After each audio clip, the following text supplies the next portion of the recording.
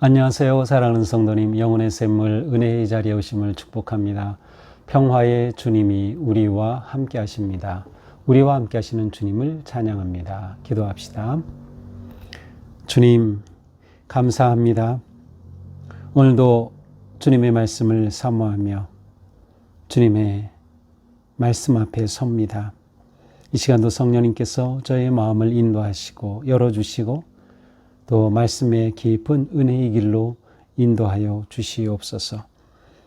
하루하루 살면서 주님의 말씀 붙잡고 승리하며 주님의 말씀 안에서 평안하며 주님의 약속의 말씀 바라보며 담대히 나아갈 수 있도록 성령님께서 저희를 이끄시고 인도하여 주시옵소서.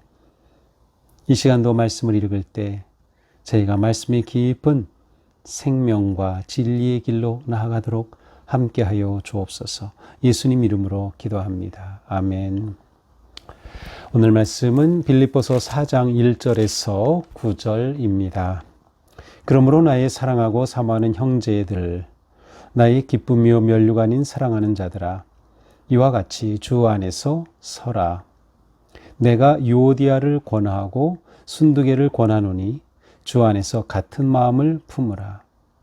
또 참으로 나와 멍에를 같이 한 네게 구하노니 복음에 나와 함께 힘쓰던 저 여인들을 돕고 또한 글레멘도와 그 외에 나의 동역자들을 도우라. 그 이름들이 생명책에 있느니라.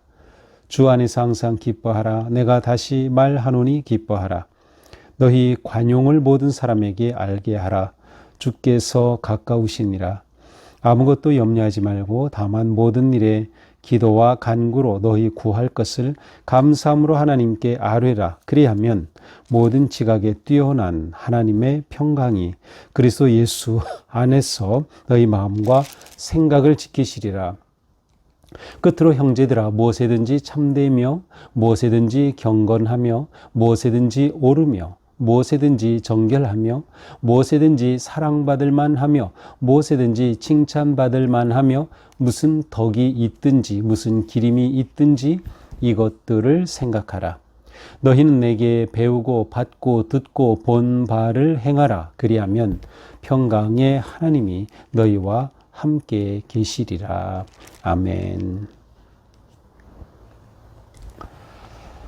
빌립보 교회는 사도 바울에게 아주 특별한 교회였습니다. 오늘 본문 4장 1절은 나의 사랑하고 사모하는 형제들, 나의 기쁨이요 면류가 아닌 사랑하는 자들아. 정말 이 빌립보 교회 성도들을 이렇게 부르고 있습니다. 실제로 이와 같이 부른 교회는 빌립보 교회와 데살로니가 교회 두 교회밖에는 없습니다. 그만큼 빌립보 교회는 바울에게 너무나도 사랑하고 또 가깝고 정말 모든 것을 함께하는 그러한 교회였던 것이죠. 바울의 애정이 깊이 담긴 교회가 바로 빌립보 교회였습니다. 아주 깊고 친밀한 사랑의 관계가 맺어졌던 교회입니다. 이제 그들을 부르면서 내가 사랑하고 사모하고 내 기쁨이고 면류가 아닌 사랑하는 자들아 라고 그들을 부르면서 이와 같이 주 안에 서라 라고 말합니다. 이게 주 안에 서라, 원래 이 안에는 주 안에 굳게 서라 라는 의미가 있어요. 아주 굳건하게 주 안에 서라 라는 권면입니다. 주 안에 서라. 이 바울의 편지는 그리스도 안에서라는 말과 주 안에서라는 이 두 가지가 있습니다. 이 두 가지는 같은 것 같지만 초점이 좀 다릅니다. 이 주 안에서라고 말할 때는 통치하시고 다스리시는 주님이라고 하는 의미가 담겨 있습니다. 그러므로 주 안에 서라라고 하는 것은 주님의 다스리심 안에서 견고히 서라라는 뜻이에요. 주님이 다스리시니 주님이 통치하시니 견고히 서라 라고 하는 그러한 뜻입니다. 이렇게 그들이 굳게 서야 할 이유가 있었습니다. 크게는 두 가지인데요. 하나는 외적인 박해입니다. 외적인 박해와 어려움 가운데서 이 빌립보의 성도는 굳게 서야 했고요. 또 하나는 내적인 그러한 갈등입니다. 지금도 교회들은 바로 외적인 그러한 도전과 내적인 문제들 가운데서 여러 가지 도전을 받고 있죠.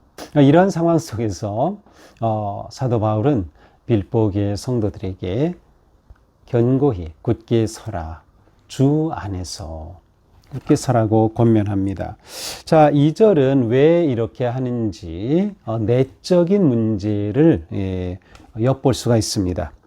내가 유오디아를 권하고 순두계를 권하노니 주 안에서 같은 마음을 품으라. 자, 지금 빌립보 교회 안에 유오디아, 순두계라는 두 사람이 있어요. 둘 다 바울은 뭐라고 해요? 이들은 나와 같이 복음에 힘쓰던 여인들이라고 말하고 있어요. 그러니까 바울의 사역에 함께했던 아주 둘 다 귀한 자매들이었어요. 그런데 무엇인지는 모르지만 둘 사이에 갈등이 있었던 겁니다. 바울과는 문제가 없었어요. 바울과는 모두 친밀하고 또 사역에 힘이 되어줬던 여성들이에요. 그런데 둘 사이에 문제가 있어요. 그래서 주 안에서 같은 마음을 품으라 라고 권면합니다. 주 안에서 같은 마음을 품으라. 너희의 관계가 회복되기를 바란다라는 뜻이죠. 마음이 하나가 되면 좋겠다라는 뜻입니다.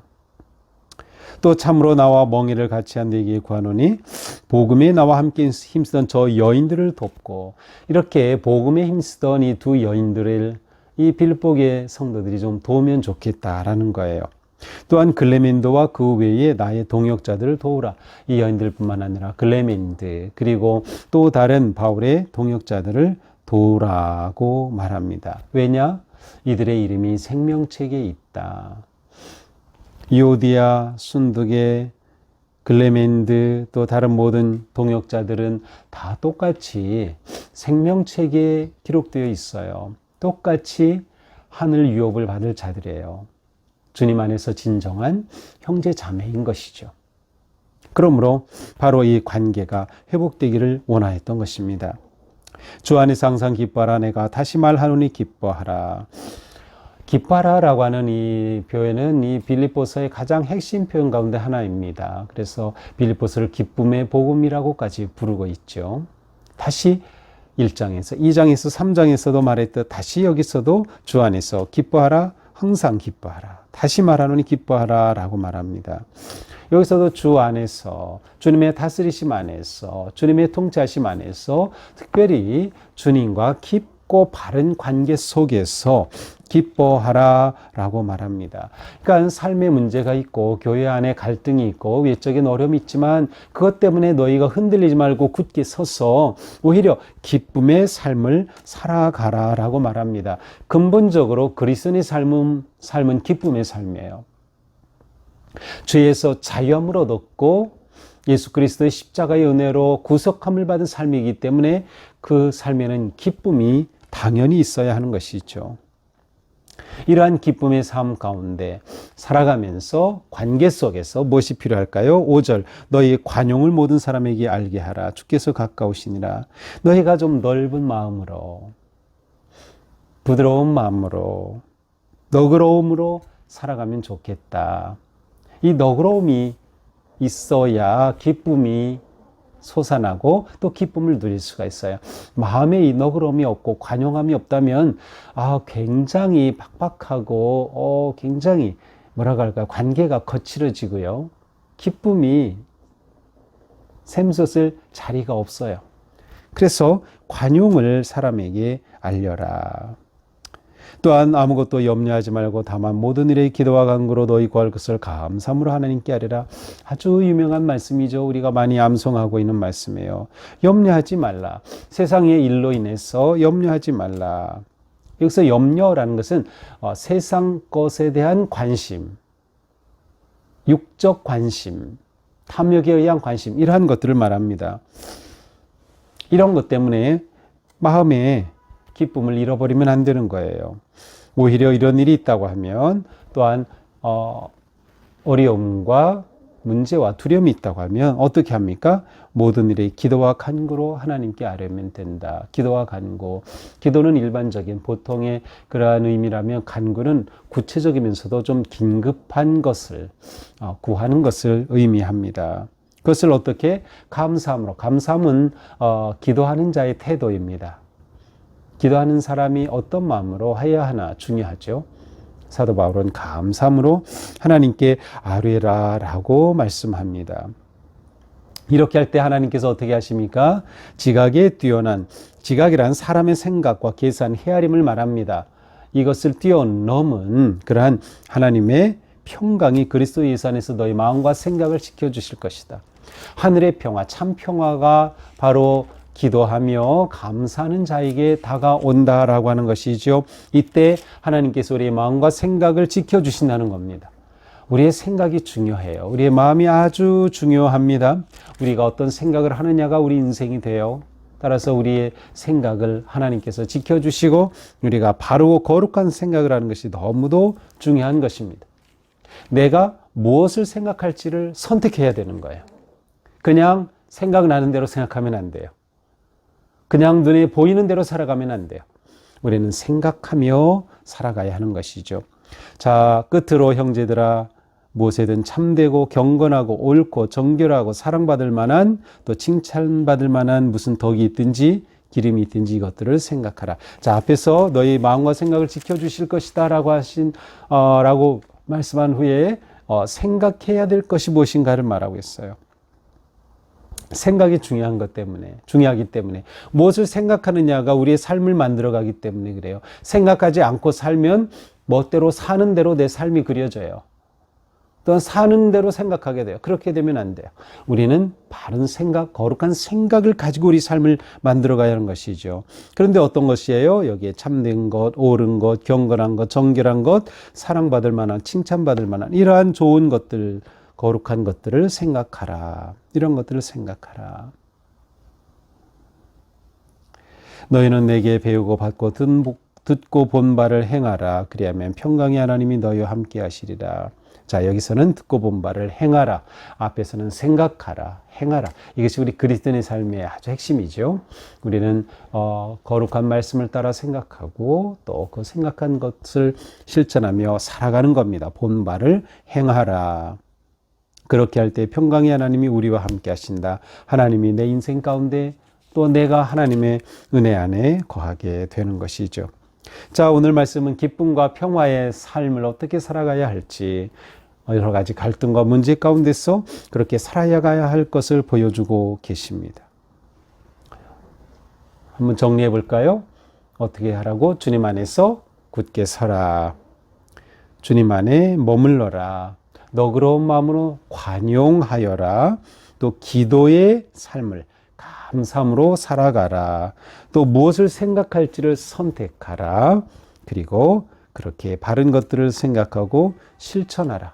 곧 행동하는 믿음으로 살아갈 때 하나님께서 우리와 함께 하신다. 오늘 우리 삶이 이렇게 정말 평화롭고 기쁨이 넘치는 그런 복된 하루가 될 수 있기를 축복합니다. 기도합시다. 주님 감사합니다. 오늘도 주님 은혜로 복된 날을 열어주시니 감사합니다. 저희의 삶이 주님 은혜 안에서 신실하고 바르고 거룩한 삶, 기쁨의 삶, 바른 거룩한 것을 생각하며 그러한 생각대로 실천하며 살아가는 삶, 하나님께서 기뻐하시는 복된 하루가 되게 하여 주옵소서. 예수님 이름으로 기도합니다. 아멘. 네, 오늘 하루 우리의 삶이 기쁨과 평화 가득한 복된 하루가 되기를 축복합니다. 사랑합니다.